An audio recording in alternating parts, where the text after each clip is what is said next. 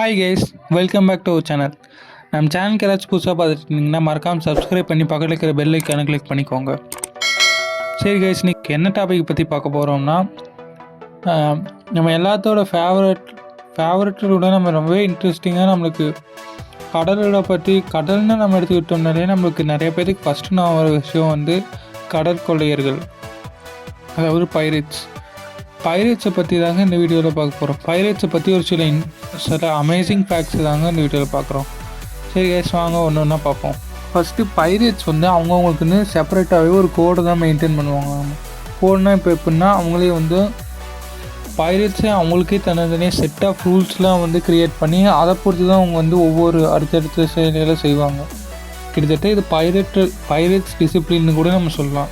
Fact number 2, இது வந்து ரொம்பவே பைரேட்ஸோட ஷிப்பை பற்றி தாங்க, ரொம்பவே அமேசிங்கான ஃபேக்ட்டுங்க.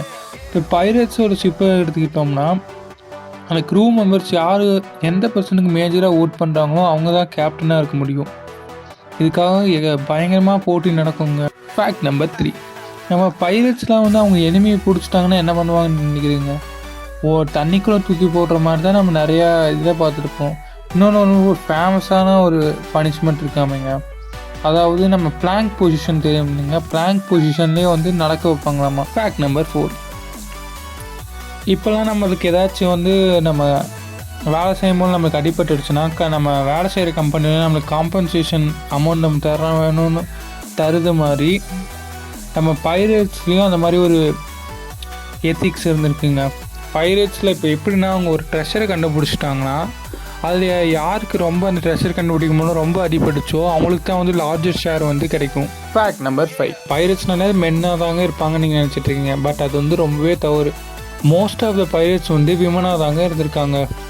அதுலேயே குறிப்பிட்டு சொல்ல போனோம்னா ஆனி போனி அண்ட் மேரி ரெட், இவங்க தான் வந்து ரொம்பவே ஃபீமேல் பைரேட்ஸ்லேயே ரொம்பவே ஃபேமஸான பைரேட்ஸ். ஃபேக்ட் நம்பர் 6, இது வந்து பைரேட்டோட ஃப்ளாகை பற்றி தாங்க. பைரேட்டோட ஃப்ளாக்னால் நம்ம எப்படி இமேஜின் பண்ணியிருப்போம்? ஒரு எலும்புக்கூடு, டேஞ்சர் எலும்புக்கூடாட்ட தாங்க நம்ம எப்போயுமே இமேஜின் பண்ணியிருப்போம். பட் வந்து பைரேட்ஸ் வந்து அந்த போன்ஸ் இருக்கிற அந்த எலும்புக்கூடை மட்டும் வைக்காமல் எக்கச்சக்கமான வித்தியாசமான ஃப்ளாக்ஸும் அவங்களுக்கு இருந்திருக்கு.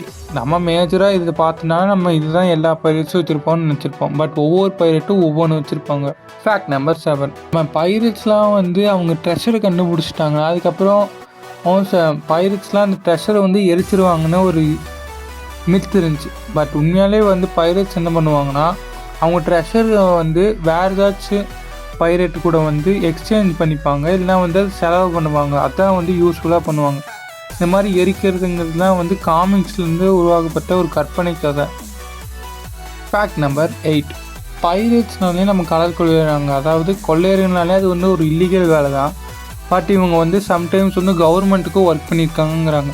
கவர்மெண்ட்டுக்கு எப்போ ஒர்க் பண்ணியிருக்காங்கன்னா, இப்போ வந்து கவர்மெண்ட் வந்து இவங்களுக்கு லெட்டர்ஸ் ஆஃப் மார்க்யூன்னு வந்து ஒன்று எழுதுவாங்க. எழுதி வந்து அவங்கள கவர்மெண்ட்டுக்கும் எனிமையாக இருக்கிறவங்கள வந்து இவங்க அட்டாக் பண்ணுற மூலமாக கவர்மெண்ட் வந்து இவங்களுக்கு பே பண்ணுவாங்க. இது வார் டைமில் இது நிறையா நடந்திருக்குங்கிறாங்க. ஃபேக்ட் நம்பர் 9, நம்ம பைரேட்ஸ்லாம் வந்து இப்போ யாருமே இப்போ நம்ம கடலில் பைரேட்ஸே இருக்க மாட்டேறாங்கன்னு நினைக்கிறாங்க. பட் வந்து பைரேசி இன்னும் இருந்துகிட்டே தாங்க இருக்குது. மாடர்ன் பைரேட்ஸ்லாம் இப்போ எங்கே தான் இருக்காங்கன்னு யோசிச்சிங்கன்னா, அவங்க வந்து Gulf of Aden, Strait of Malacca, West Africa சில இடத்துல இந்த மாதிரி வந்து கடல் பகுதிகளில் இருக்காங்க. இப்பயும் அங்கே வர வந்து ஷிப்ஸை வந்து பிளாக்மெயில் பண்ணி வந்து மணி இது பண்ணுற விஷயம் இன்னும் அங்கே நடந்துட்டு தாங்க இருக்குது.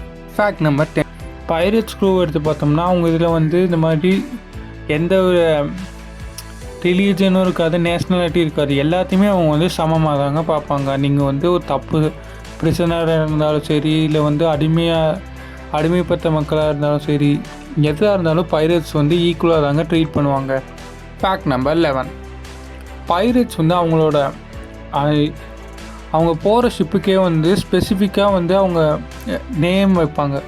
எப்படின்னா, எல்லோரும் பார்த்த பைரேட்ஸ் ஆஃப் த கரீபியன்லேயும் நம்ம ஜாக் ஸ்பேரோ வந்து அவரோட கப்பலுக்கு பிளாக் பெல்னு பேர் வச்சுருப்பார். அந்த மாதிரி எல்லா பைரேட்ஸும் வைப்பாங்கிறாங்க.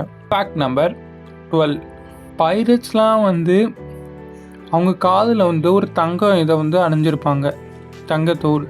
இது எதுக்காகனா ஃபேஷனுக்காக கிடையாது. பைரேட்ஸ் என்ன நம்புகிறாங்கன்னா, இந்த மெட்டல் இந்த மாதிரி கோல்டு ஃபியரிங்ஸ்லாம் வந்து அவங்களோட ஐசைட்டை இம்ப்ரூவ் பண்ணி அவங்களுக்கு இன்னும் கொஞ்சம் வந்து பவர் தரும்னு சொல்லி வந்து அவங்க அதை நம்பிதாங்க இதெல்லாம் அணிகிறாங்க. லாஸ்ட் ஃபேக்ட், பைரட்ஸோட கோல்டன் எரானா எதை நம்ம சொல்லுவோன்னா 1650 to 1730. அதுவும் மெயினாக எங்கன்னா கரீபியன் சைடில் தாங்க, அதாவது அமெரிக்கன் கோஸ்ட்லாம் வெஸ்ட் ஆஃப்ரிக்கன் சைட்ஸில் தாங்க இதோட பைரட்ஸோட ஆதிக்கம் அதிகமாக இருந்துச்சு. சரி கைஸ், நம்ம இன்றைக்கி பைரட்ஸை பற்றி ஃபேக்ட்ஸ் உங்களுக்கு பிடிச்சிருந்துக்குன்னா மறக்காமல் லைக் பண்ணுங்கள். தேங்க்யூ ஃபார் வாட்சிங். Love you guys. பாய்.